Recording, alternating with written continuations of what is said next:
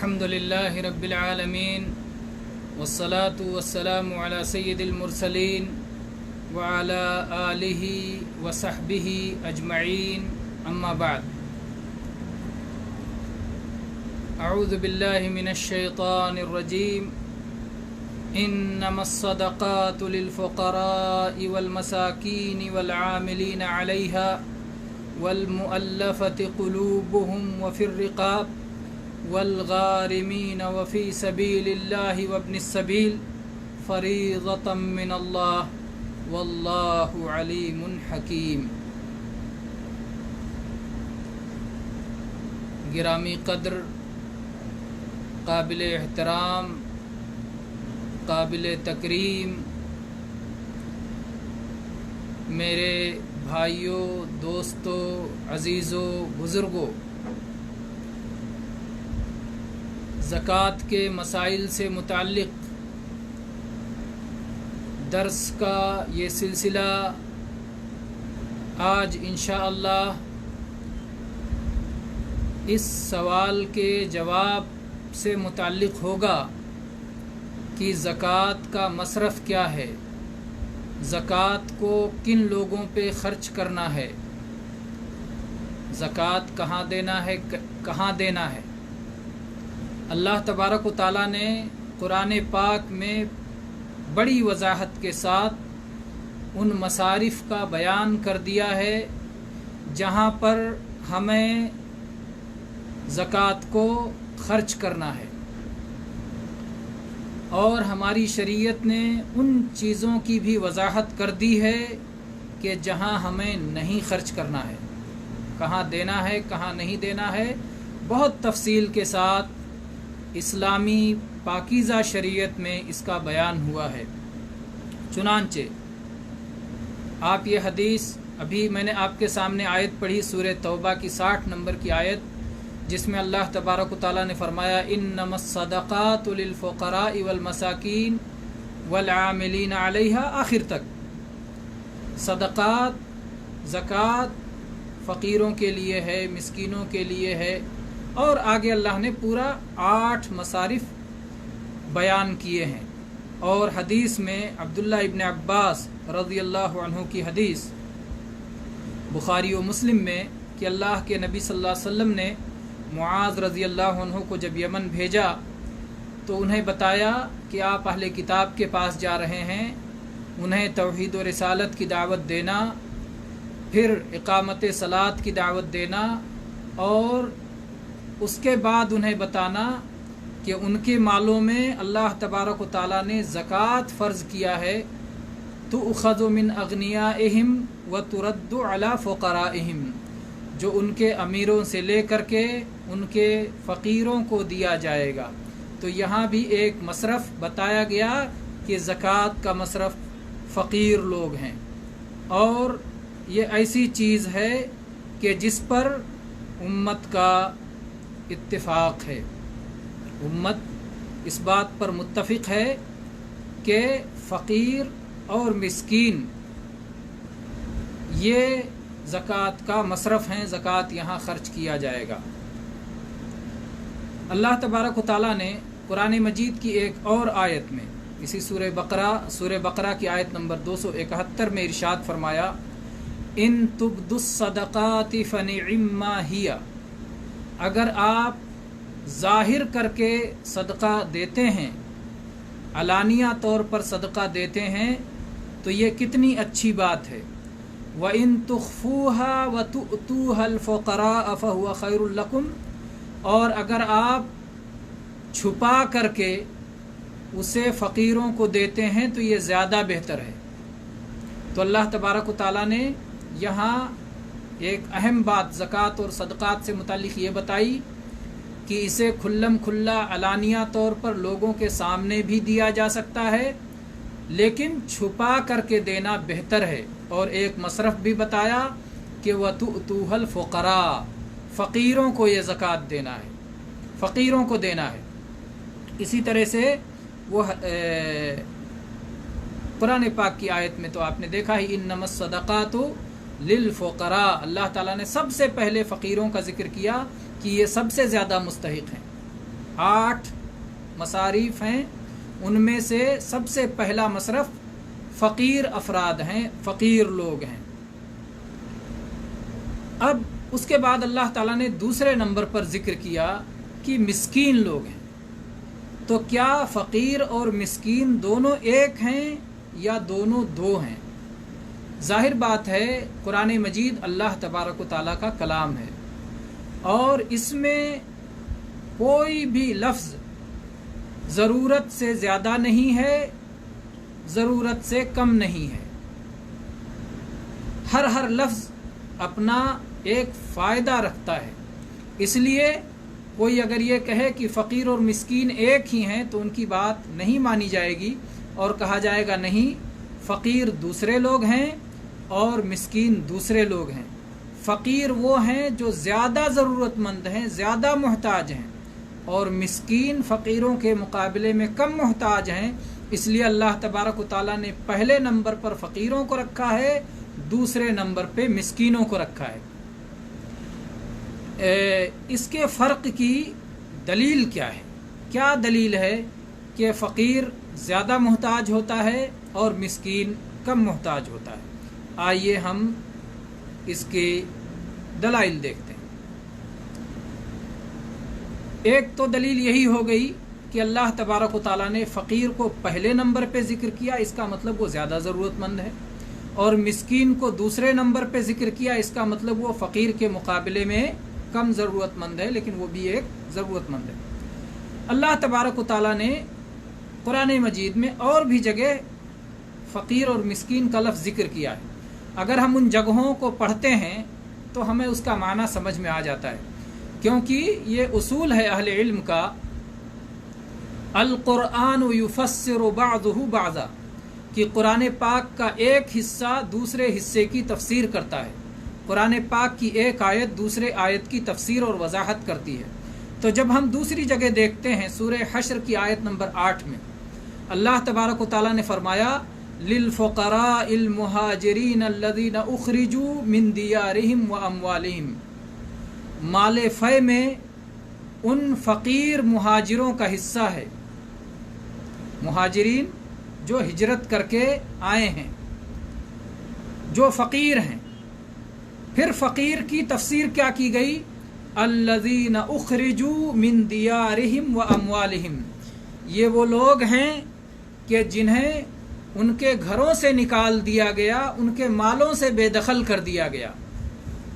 تو گویا فقیر وہ لوگ ہیں جن کے پاس نہ گھر ہو نہ مال ہو، یہ فقیر ہے، کچھ نہیں بیچارے کے پاس۔ تو مہاجرین کے بارے میں اللہ تعالیٰ نے کہا کہ یہ وہ لوگ ہیں جن کو گھروں سے نکال دیا گیا، مالوں سے بے دخل کر دیا گیا۔ تو یہاں سے یہ فقر ہے اصل، کہ نہ اس کے پاس گھر ہے نہ مال ہے۔ لیکن ہو سکتا ہے کہ کچھ ہو لیکن اس کی ضرورت نہ پوری ہوتی ہو۔ مسکین کے معاملے میں جب تک مسکین کے درجے کو نہ پہنچ جائے تب تک وہ فقیر ہی ہے۔ مسکین کون ہے؟ آئیے قرآن پاک کی آیت دیکھتے ہیں، تب آپ کو سمجھ میں آ جائے گا کہ مسکین کون ہے۔ قرآن پاک میں سورہ کہف کی آیت نمبر 79 میں اللہ تبارک و تعالیٰ نے فرمایا اما السفینۃ فکانت لمساکین یعملون فی البحر۔ قصہ بڑا معروف ہے موسیٰ علیہ السلام کا اور خضر علیہ السلام کا، کہ خضر علیہ السلام موسیٰ علیہ السلام کو تعلیم دینے کا وعدہ کر کے اپنے ساتھ لے کے چلتے ہیں، کہتے ہیں مجھ سے تعلیم حاصل کرنا چاہتا ہوں، مجھے فالو کرو، میرے پیچھے پیچھے چلو۔ موسیٰ علیہ السلام چل پڑتے ہیں۔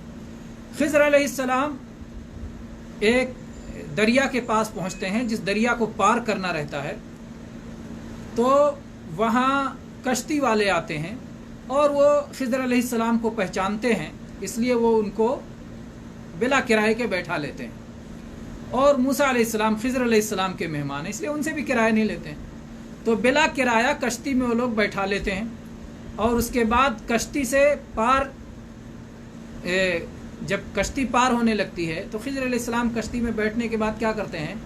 کشتی توڑ دیتے ہیں، ایک تختہ نکال کے کشتی میں سے توڑ کے پھینک دیتے ہیں، تو کشتی کو عیب دار بنا دیا انہوں نے۔ تو موسیٰ علیہ السلام کو بڑا غصہ آیا کہ بیچاروں نے مفت میں ہم کو کشتی میں بیٹھا کے دریا پار کروایا اور آپ نے اس کا صلہ یہ دیا کہ ان کی کشتی کو عیبدار کر دیا، توڑ دیا۔ تو آخر پہلے ہی خضر علیہ السلام نے شرط لگا لی تھی کہ آپ بولیں گے نہیں، چپ رہیں گے۔ تو خضر علیہ السلام ناراض ہوئے، انہوں نے کہا میں نے کہا تھا نا کہ خاموشی سے دیکھتے رہنا، میں کیا کرتا ہوں۔ موسیٰ علیہ السلام نے معافی مانگ لی۔ بہرحال 1 2 3 اس طرح سے سوال و جواب ہوئے، اس کے بعد کہا آپ اب میرے ساتھ آپ نہیں رہ سکتے، آپ بار بار اعتراض کرتے ہیں۔ تو کہا اچھا بتاتے تو جائیے کہ حقیقت کیا ہے۔ تو اس کے بارے میں کشتی والے مسئلے میں بتایا، پوری تفصیل میں جائیں گے تو ظاہر بات ہے کہ درس ہمارا کسی اور چیز سے متعلق ہے۔ کشتی والے بارے میں اللہ تعالیٰ نے قرآن پاک میں فرمایا اما السفینہ، جہاں تک کشتی کی بات ہے، فکانت لمساکین، تو یہ مسکینوں کی کشتی تھی۔ مساکین یہ مسکین کی جمع ہے، یہ کشتی مسکینوں کی تھی، مسکین اس کے مالک تھے۔ یعملون فی البحر، جو دریا میں سمندر میں کام کیا کرتے تھے، چند پیسے کمایا کرتے تھے۔ تو یہ مسکین ہے، یعنی مسکین گویا وہ شخص ہے کہ جس کے پاس کام تو ہو لیکن اس کام کی آمدنی اس کی ضرورت کے لیے کفایت نہ کرتی ہو۔ ان لوگوں کے پاس کشتی تھی، لوگوں سے کرایہ لیتے تھے، اس کے ذریعے ان کی آمدنی ہوتی تھی، لیکن یہ معمولی آمدنی تھی جس کی بنیاد پر ان کی ضرورتیں پوری نہیں ہوتی تھیں۔ تو اس لیے علماء نے کہا یہ آیت اس بات پر دلیل ہے کہ مسکین وہ شخص ہے کہ جس کے پاس کام تو ہے، کمائی تو ہے، لیکن اس کی کمائی اس کی ضرورت کے لیے کافی نہیں ہے۔ تو اگر وہ شخص فقیر ہے جس کے پاس کام ہی نہیں ہے، کمائی ہی نہیں ہے، اور مسکین وہ ہے جس کے پاس کام اور کمائی تو ہے لیکن اس کی ضرورت پوری نہیں ہوتی، اس کی ضرورت پوری نہیں ہوتی۔ تو یہ ہوا دوسرا مصرف زکوٰۃ کا۔ زکوٰۃ کا پہلا مصرف فقیر ہے اور دوسرا مصرف مسکین ہے۔ اسی طرح سے ہم حدیث میں دیکھتے ہیں، صحیح بخاری میں 1476 نمبر پر اور صحیح مسلم میں 1039 نمبر پر نبی کریم صلی اللہ علیہ وسلم نے فرمایا لیس المسکین الذی ترده الاکلۃ والاکلتان او الاکلۃ والاکلتان ولکن المسکین الذی لیس له غنی ویستحی او لا یسأل الناس الحافا۔ اللہ کے نبی صلی اللہ علیہ وسلم نے فرمایا کہ فقیر وہ نہیں ہے جو ایک لقمہ یا 2 لقمہ پا کے گھر سے واپس لوٹ جائے، مانگتا رہتا ہے، چکر لگاتا رہتا ہے، گھروں گھروں کا در در پہ پھرتا رہتا ہے، 1 2 لقمہ پا کے چلا جاتا ہے، پھر کسی اور گھر پہ چلا جاتا ہے۔ اللہ کے نبی نے فرمایا یہ مسکین نہیں ہے، پھر یہ کیا ہے؟ یہ فقیر ہے، یہ فقیر ہے، مسکین یہ نہیں ہے۔ مسکین وہ ہے کہ جس کے پاس مالداری نہیں ہے، ضرورت کی تکمیل نہیں ہوتی، لیکن حیا والا ہے، شرم والا ہے، لوگوں سے اصرار کے ساتھ سوال نہیں کرتا، لوگوں سے بھیک نہیں مانگتا، لوگوں سے طلب نہیں کرتا، وہ مسکین ہے۔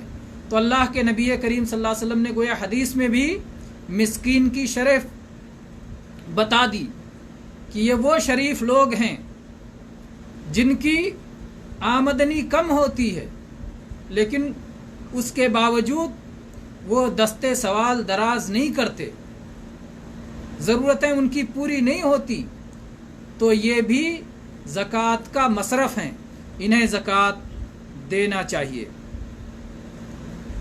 تو ہم نے 2 کے بارے میں جان لیا، 2 مصرف۔ پہلا مصرف زکوٰۃ کا فقیر ہے جو زیادہ محتاج ہے، اور دوسرا مصرف زکوٰۃ کا مسکین ہے جو اس کے مقابلے میں کم محتاج ہے۔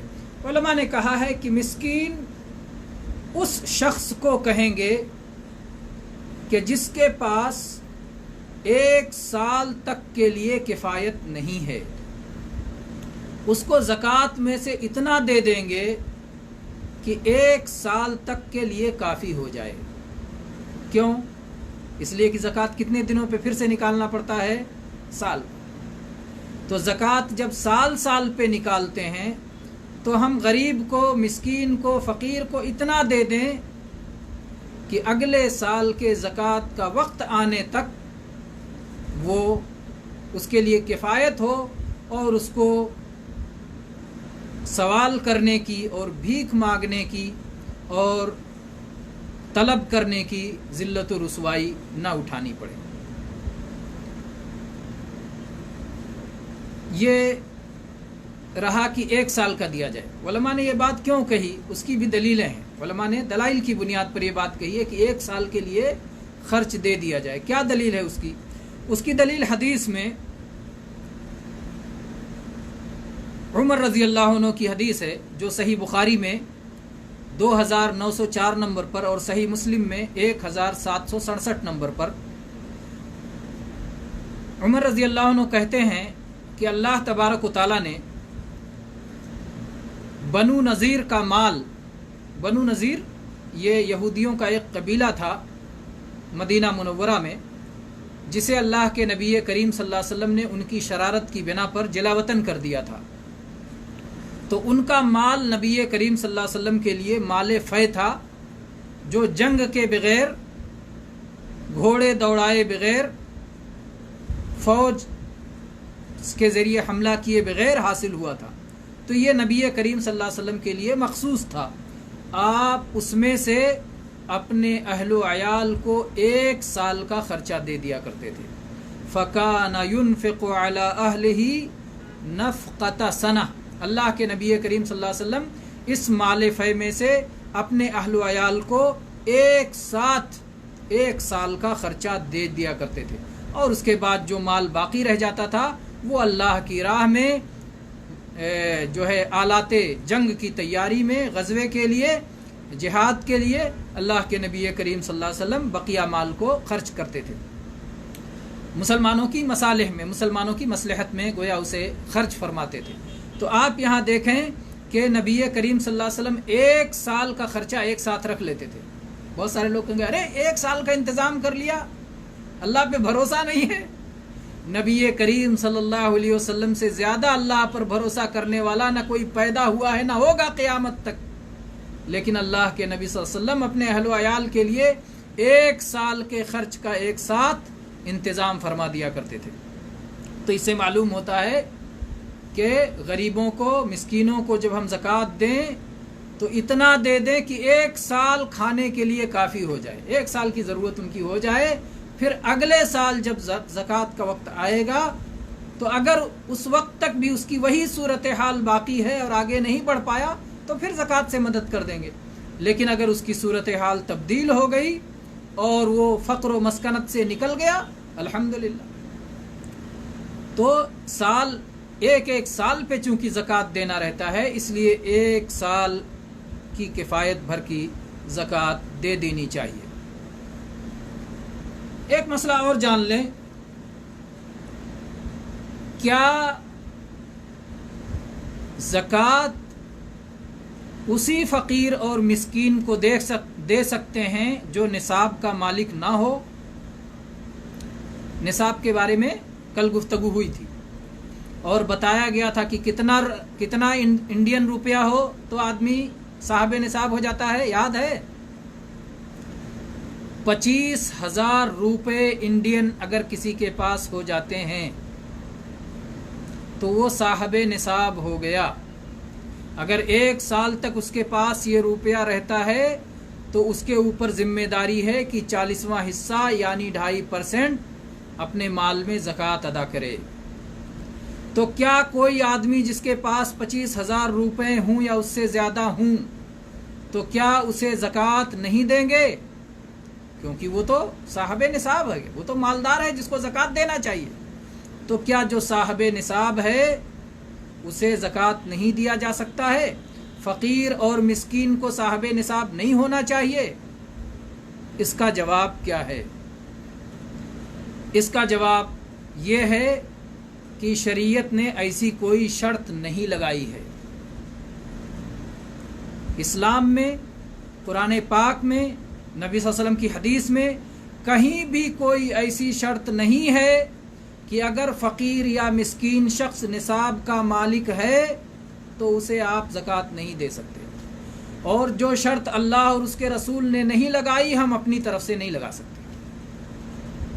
اگر اس کے پاس نصاب بھر کا پیسہ ہے لیکن اس کے باوجود جہاں پر وہ رہتا ہے وہاں اتنی مہنگائی ہے، اتنی دشواری ہے، اتنی ضروریات ہیں، اس کے اور اس کے اہل و عیال کے اتنے مسائل ہیں کہ اتنی رقم ہونے کے باوجود بھی اس کی ضرورت پوری نہیں ہو رہی ہے، اس کے پاس سواری کا انتظام نہیں ہے، اس کے بچوں کی تعلیم کا انتظام نہیں ہے، اچھے کھانے کا، اچھے پانی کا انتظام نہیں ہے، رہائش کا مناسب انتظام نہیں ہے، تو اس کی ضرورتیں نہیں پوری ہو رہی ہیں، تو اسے دیا جا سکتا ہے۔ صاحب نصاب ہونا، صاحب نصاب نہ ہو ایسی کوئی شرط نہیں ہے، اس لیے کہ قرآن پاک میں، حدیث میں جہاں جہاں بھی فقیر اور مسکین کا ذکر آیا ہے کہیں ایسی بات نہیں آئی ہے کہ وہ صاحب نصاب نہ ہو تبھی اسے فقیر یا مسکین مانا جائے گا۔ اسی طرح سے اہل علم نے ایک حدیث سے بھی استدلال کیا ہے۔ قبیصہ ابن مخارق الہلالی رضی اللہ عنہ سے یہ حدیث مروی ہے، صحیح مسلم میں 1044 نمبر پر۔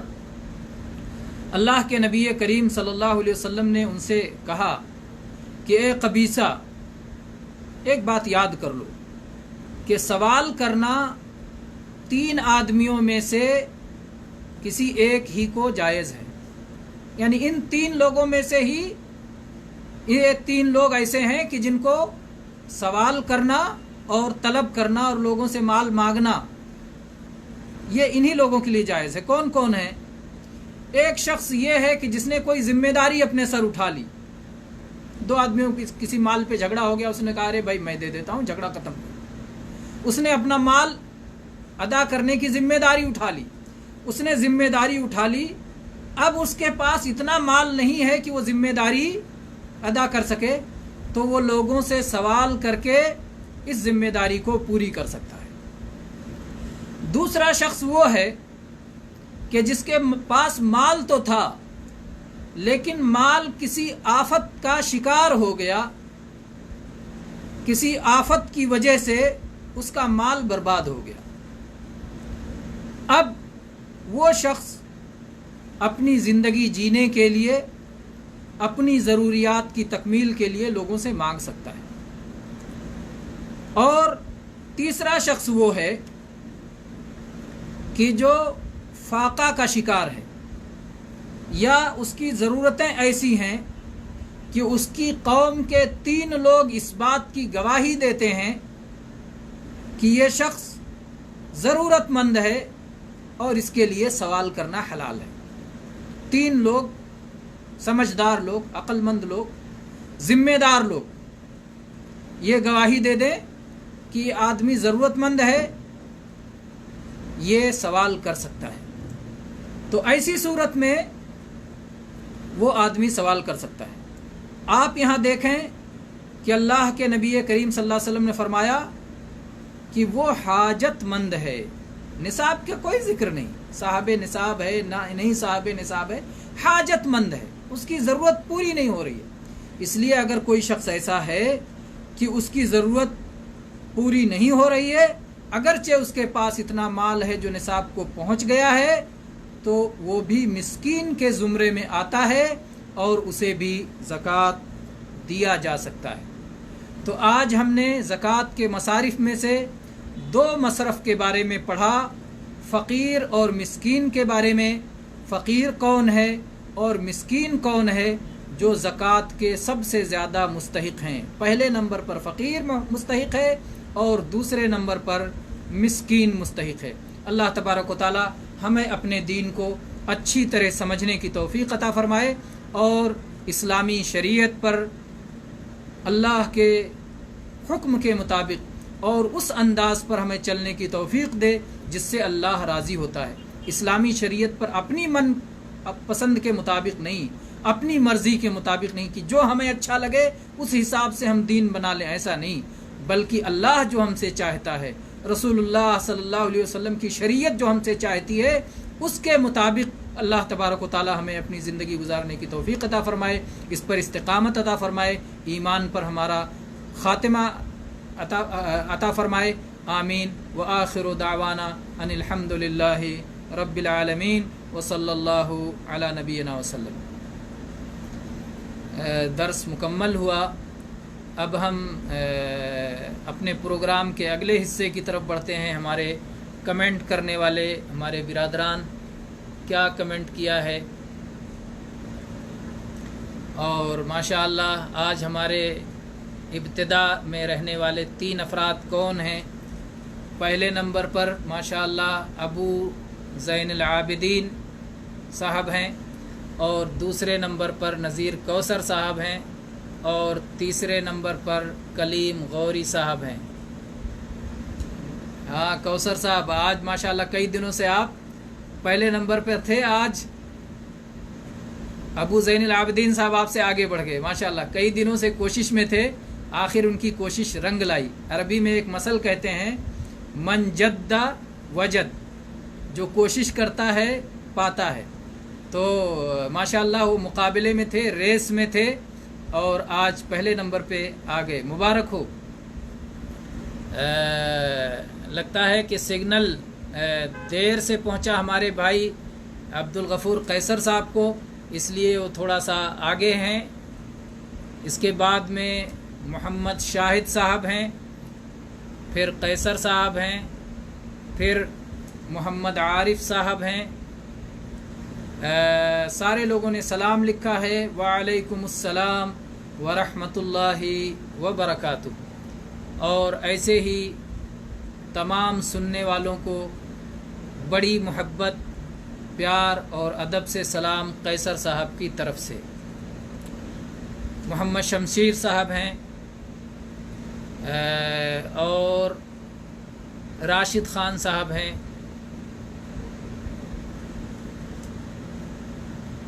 ماشاء اللہ وسیم خان صاحب ہیں، محمد عارف صاحب ہیں۔ لکھ رہے ہیں آخر میں زکوٰۃ الفطر کے بارے میں آج بتا دیں کچھ، کیا ہم سعودی عرب میں رہتے ہوئے انڈیا میں زکوٰۃ الفطر نکال سکتے ہیں، اور آج کے وقت 2020 میں زکوٰۃ الفطر کتنا ہوگا؟ زکوٰۃ الفطر کوئی بھی کھانے والی چیز 2.5 کلو سے 3 کلو کے درمیان ہے۔ احتیاط یہ ہے کہ آپ 3 کلو دے دیں، اگر 2.5 کلو دے دیں گے تو ادا ہو جائے گا۔ انسانوں کے کھانے کی چیز ہونا چاہیے، کوئی اور چیز زکوٰۃ الفطر میں نکالیں گے تو ادا نہیں ہوگا۔ افضل یہ ہے، اصل یہ ہے کہ آپ اپنے ہاتھ سے غریب کو یہ غلہ دیں، لیکن اگر ایسا ممکن نہیں ہے تو آپ کسی کو بھی وکیل بنا کے دنیا کے کسی کونے میں بھی اپنی زکوٰۃ الفطر ادا کر سکتے ہیں۔ آپ یہاں رہتے ہوئے ہندوستان، پاکستان، نیپال، بنگلہ دیش، سری لنکا، برما، دنیا کے کسی بھی کونے میں، خطے میں، چاہے وہ مشرقی ممالک ہوں، چاہے وہ مغربی ممالک ہوں، چاہے وہ شمالی ہوں، چاہے وہ جنوبی ہوں، کہیں بھی آپ کسی کو بھی کہہ دیں کہ میری طرف سے میرے عید سے پہلے اور میرے 27 رمضان کے بعد 28، 29، 30 کو آپ غریب کو میری طرف سے 2.5 کلو غلہ دے دو، چاول دے دو، گیہوں دے دو، جو دے دو، کھجور دے دو، کشمش دے دو، کوئی بھی کھانے کی چیز، انسانوں کے کھانے کی چیز دے دو۔ یہ مختصر ہے زکوٰۃ فطر کے تعلق سے۔ اس کے بعد فاطمہ خان، محمد عارف صاحب، اس کے بعد ماشاءاللہ قیصر صاحب نے دعائیں لکھی ہیں اور پھول پیش کیا ہے، ماشاءاللہ تبارک اللہ۔ شمشیر صاحب، عارف صاحب، مسکین اور غریب کا فرق پوری طرح سے کھل کے سامنے آ گیا، الحمدللہ۔ یہی درس کا مقصد تھا۔ سفیر الدین سفیر صاحب نے دعا لکھی ہے، اور غوری صاحب آخر میں ہیں، کلیم غوری صاحب۔ اللہ تبارک و تعالی آپ سب کو دین و دنیا کی ہر سعادت سے مالا مال فرمائے۔ اقول قولی ھذا واستغفر اللہ لی ولکم من کل ذنب فاستغفروہ انہ ھو الغفور الرحیم۔